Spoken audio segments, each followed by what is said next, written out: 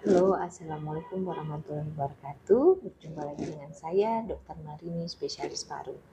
Nah, kali ini saya mau cerita bahwa dari pengalaman saya banyak pasien saya bukan hanya bapak-bapak tetapi juga kaum ibu-ibu. Kenapa?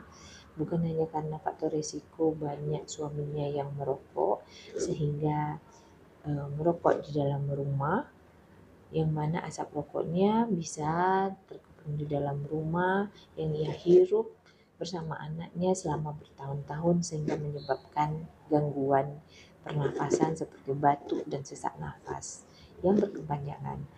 Bahkan juga ada faktor resiko dan banyak dari teman sekerjanya, di mana di dalam satu ruangan 80 hingga 90%-nya banyak yang laki-laki atau kaum bapak-bapak yang juga merokok sehingga asap rokoknya juga terkepung di dalam ruang kerja yang dia hirup selama bertahun-tahun sehingga menyebabkan sesak nafas.